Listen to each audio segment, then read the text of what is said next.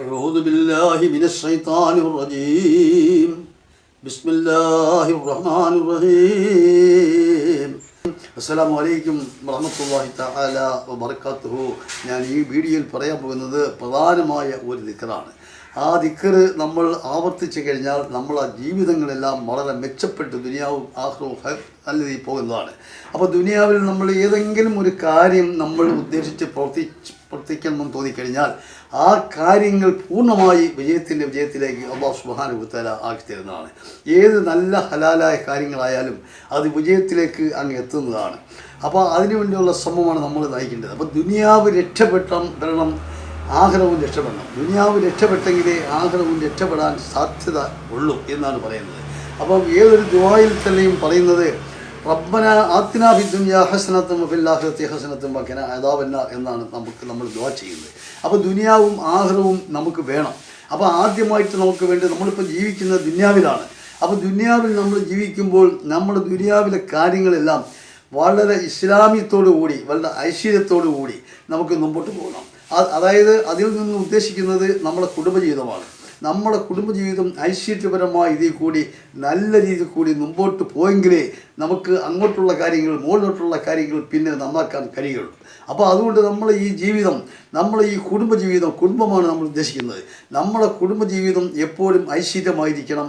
എല്ലാം ഐക്യതയോടുകൂടി, ഭാര്യയും മക്കളും ഐക്യതയോടുകൂടി നല്ല ഇബാദത്തിലേക്ക് ലയിച്ചുകൊണ്ട് മുമ്പോട്ട് ജീവിക്കണം. എങ്കിലേ നമ്മുടെ കാര്യങ്ങളെല്ലാം ഹൈറും ബർക്കത്തും അല്ലാഹു സുബ്ഹാനഹു വ തആല ആക്കി തരികയുള്ളൂ. അങ്ങനെ ജീവിച്ചു വരുന്ന സമയത്താണ് നമ്മൾ ഈ ലോകത്ത് നിന്ന് നമ്മൾ യാത്ര പോകുന്നത്. കാലാകാലം ഉള്ള ഒരു ജീവിതത്തിലേക്കാണ് നമ്മൾ പോകുന്നത്. അത് നമ്മൾ പോയേ പറ്റൂ, പോകില്ല എന്ന് പറഞ്ഞാൽ നടക്കുന്ന ഒരു കാര്യമല്ല. എപ്പോഴായാലും ഈ ലോകത്ത് നമ്മൾ ജനിച്ചു കഴിഞ്ഞാൽ ഈ ലോകത്ത് മരിച്ചെങ്കിലേ കഴിയുള്ളൂ. അപ്പോൾ ഈ മരിക്കുന്നതിന് മുമ്പായിട്ട് തന്നെ നമ്മൾ ചെയ്യാനുള്ള കാര്യങ്ങളൊക്കെ നമ്മൾ ചെയ്ത് തീർത്തെങ്കിലേ മതിയാവും. അപ്പോൾ അതിൽ പ്രധാനമായ കാര്യം എന്ന് പറയുന്നത് അള്ളാഹുമായിട്ടുള്ള വിശ്വാസമാണ്. ആ വിശ്വാസം നമ്മൾ അടിയുറച്ച ഒരു വിശ്വാസിയായി മാറുകയും അല്ലാഹു സുബ്ഹാനഹു വ തആല അവൻ്റെ പരിശുദ്ധമായ ഖുർആനിലൂടെ എങ്ങനെ ജീവിക്കണമെന്നും ഏത് രീതിയിൽ പോകണമെന്നും എന്താണ് വേണ്ടതെന്നും ഒക്കെ ഉള്ളതായ ഖുർആൻ നമുക്ക് ഇറങ്ങിത്തന്നുണ്ട്. ഖുർആൻ എന്ന് പറയുന്നത് വഴികാട്ടിയാണ്. അപ്പോൾ ആ ഖുർആൻ നമുക്കറിയത്തില്ലെങ്കിൽ അത് പറഞ്ഞു തരുന്നതിനുള്ള മഹാപണ്ഡിതന്മാരെയും അല്ലാഹു സുബ്ഹാനഹു വ തആല തമ്പുരാൻ ഈ ലോകത്ത് ഇറക്കിയിട്ടുണ്ട്. അവർ വഴി നമുക്കെല്ലാ കാര്യങ്ങളും അവർ പറഞ്ഞു തരും. അതനുസരിച്ച് നമ്മൾ മുമ്പോട്ട് പോവുകയും ചെയ്യണമെന്നാണ് നിർദ്ദേശങ്ങൾ. ആ നിർദ്ദേശം പാലിക്കാതെ കണ്ട കടച്ചാളിയിട്ട് ജീവിച്ചിട്ട് യാതൊരു കാര്യങ്ങളുമില്ല. അപ്പോൾ പിന്നീട് വരുന്ന ബുദ്ധിമുട്ടുകൾ, പ്രയാസങ്ങളെല്ലാം നമ്മൾ അനുഭവിക്കേണ്ടി വരും. അപ്പോൾ അങ്ങനെയുള്ളതായ വൈഷമ്യങ്ങളിലേക്കും ബുദ്ധിമുട്ടിലേക്കും പ്രയാസങ്ങളിലേക്കും എത്തിച്ചേരാൻ നമ്മൾ പോകരുത്.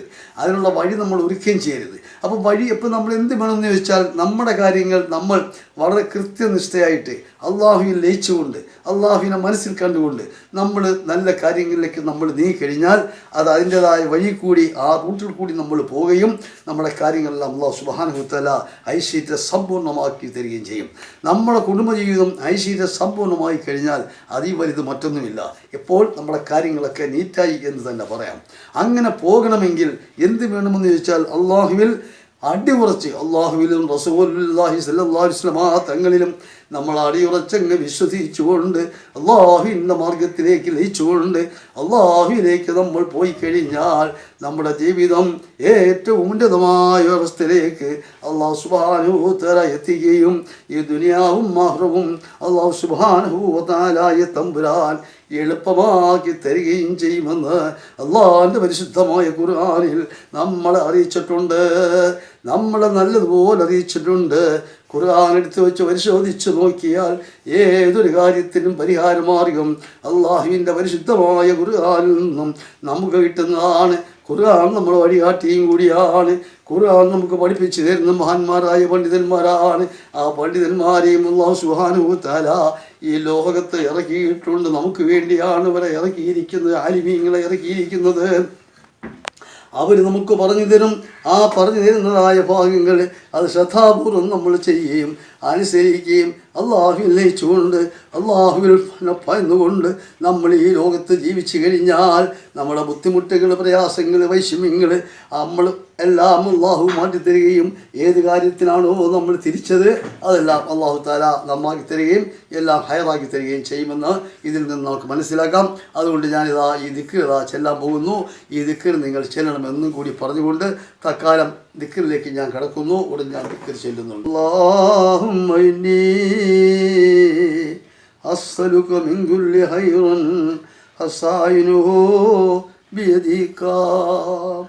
اللهم إني أسألك من كل خير ഹസായിനുഹു ബിയദിക. ഈ ദിക്റാണ് ചെല്ലേണ്ടത്.